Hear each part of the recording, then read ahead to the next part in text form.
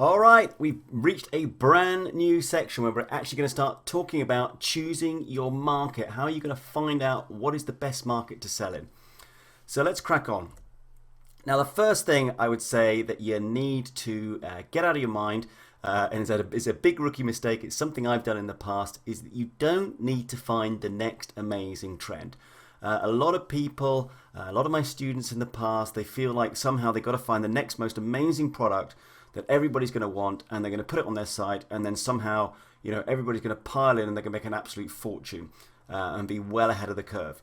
Now, you might be a marketing genius, and you might be able to do that, but for us lesser mortals, it's extremely unlikely. So please don't spend a lot of time focusing on what you think might be the next amazing trend, because in fact, what you want to do is to sell into an established market.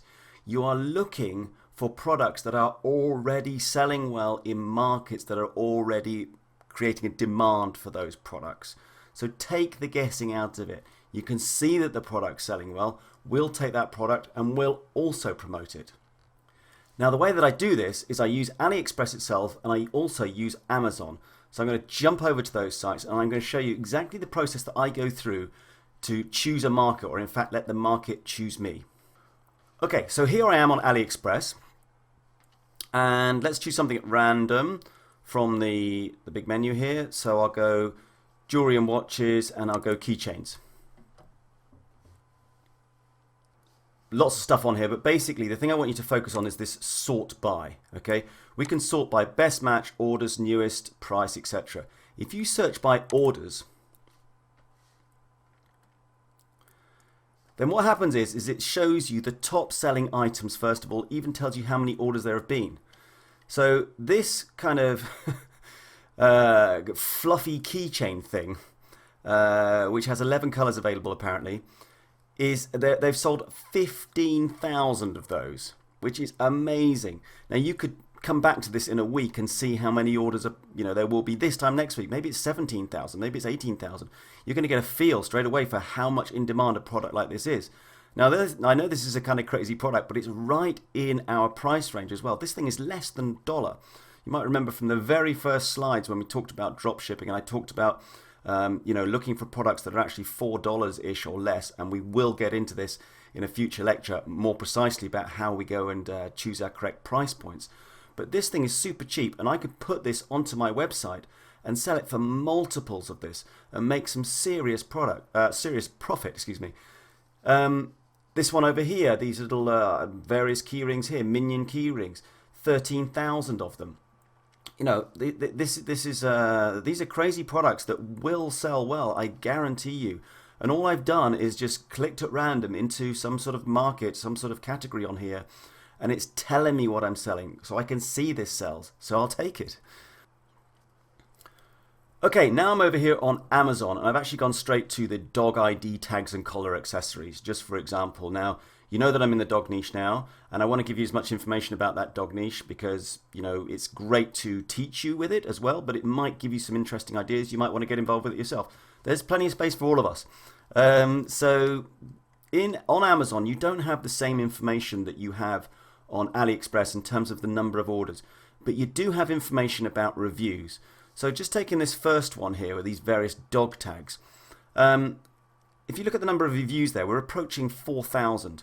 Now typically for every 100 products sold, one person will leave a review.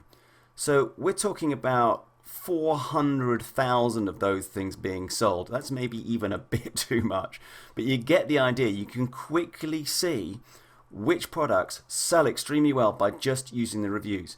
Now, the other thing I really like about Amazon is if I click into this, let's say I've got an interest in that and I'm thinking about it. When I come down towards the bottom of the page here,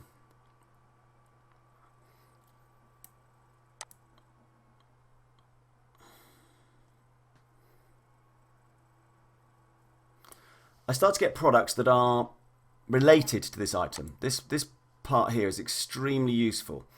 Now, I now see this iPooch 6 squeaker no stuffing plush dog toy. Now, it's a little bit out of our price range, but I would have never thought about that if I hadn't have come down here. Maybe I could find that product if I think it's cool and would sell for a better price from another supplier. That said, if I look at the number of reviews, maybe it's not selling great, but it may have just come onto the market. So I can be led by this. I can be led by Amazon. You know, I'm not being restricted. I'm not coming in here saying I must sell this product and that's it. What I do is I come in, I see a product, I think that's quite interesting. Then I'll come down to the sponsored products, the related things, you know, the things that people also bought, if you like. And I'll see where the journey takes me until I find the product that I want.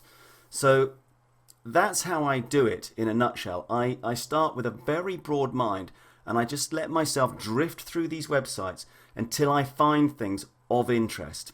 Okay, and those are the things that I'm going to put on my site. Alright, so we're back on our slide now, and I gave you a brief tour of AliExpress and Amazon and how I use it at a very high level to sort of let me find products that could be interesting. Now the other question that pops up very soon, if not straight away, is should I go niche or should I go general? You know, should I focus straight in on those dog tags and forget about everything else? Or should I go general and just sell stuff from gardening products to dog tags to this to that, whatever? If this is your first journey into e-commerce, which it almost certainly is, I encourage you to go general for the moment, okay? You want to just cruise through those sites, find interesting stuff. It's going to spark all kinds of stuff in your brain and it's going to really get you a feeling for what's going on. You've got a fairly general domain name as well. You know, I've got Tim's Hot Deals, for example, and you know that's pretty general. I can put on any product I want onto my particular website. Now, as time goes by, you will find products that sell. You just will. You know, from here, a few weeks' time, you know, a couple of months' time or whatever, you're going to see products that really sell. And you might find that those dog tags, for example, really sell. And you might end up creating a website called, you know, amazingdogtags.com. And all you do is sell dog tags.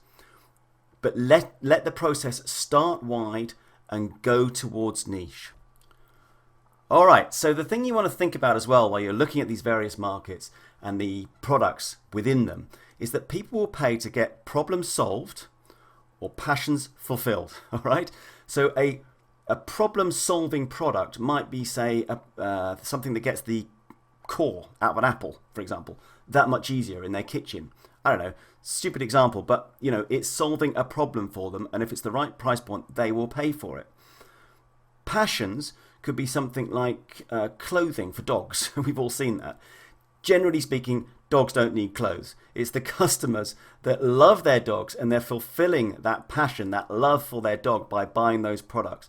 Those are two extreme drivers, the problem solving and the passion fulfilling, that will make your customers buy products in your chosen market. So keep that in mind as we go through the course. Now, one of my niches is the dog jewelry niche. This is not jewelry for dogs. This is, you know, this might be a necklace that a woman wears with, or a man, with a little Labrador pendant perhaps on it because they've got a Labrador and they love Labradors. Now, this is fulfilling a passion. It's a great example. It's not solving a problem. But, you know, people will love their Labradors in my example, and they want to show that love to other people or just to themselves. It makes them feel good when they look at it, and that's why they buy. So I hope in this particular section here, there's a lot of information here, I know. Take a moment, perhaps go back through it again, and really think about the markets and the products within the markets. Do not stress it. This is a classic case for what we call analysis paralysis, where you literally spend the next 3 months trying to think of what market and products you need to do. All right, please don't do that. Just go on those sites, AliExpress and Amazon, and just start surfing around. Let your imagination run wild a little bit, you know, and just click. And before you know it, you're going to find a product and you're going to think, wow, that's pretty cool. That's selling. That's in a market that's interesting. That solves a problem, or that fulfills a passion. I'm going to start there. All right. Good luck, guys. I'll see you on the next section.